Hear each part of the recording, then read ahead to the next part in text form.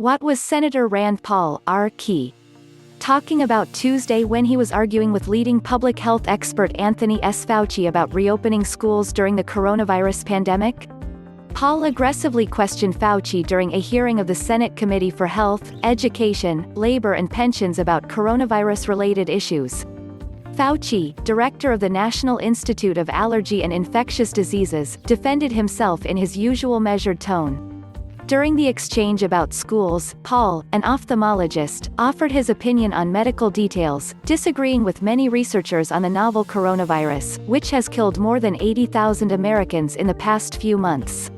Paul is the only senator to contract COVID-19, the disease the virus causes, but has since recovered. Paul said that U.S. schools, virtually all of which closed in the spring when the coronavirus began to spread around this country, should open in the fall, and that it would be ridiculous if they don't.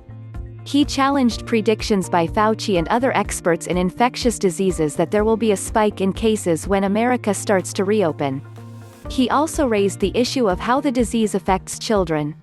The number of coronavirus-related deaths among children has been extremely low, according to the Centers for Disease Control and Prevention, though experts do not know why children are not affected as much as adults.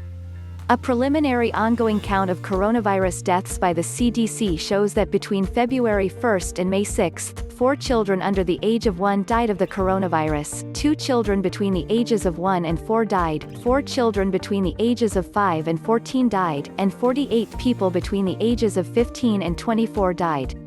The data did not specify how many of those 48 were 18 or under. Experts are investigating a dangerous inflammatory syndrome in young people that may be related to COVID-19. In New York alone, at least 93 children have been diagnosed with it, and 3 are known to have died as a result. Shouldn't we at least be discussing what the mortality of children is? Paul asked Fauci and then said that the rate of deaths among children ages 0 to 18 who have contracted the disease approaches 0. Fauci responded, "I think we better be careful that we're not cavalier in thinking that children are completely immune to the deleterious effects."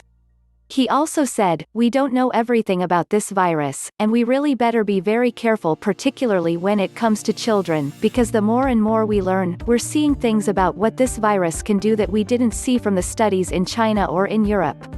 Actually, school district leaders are not only concerned about the spread of the coronavirus among children who return to school.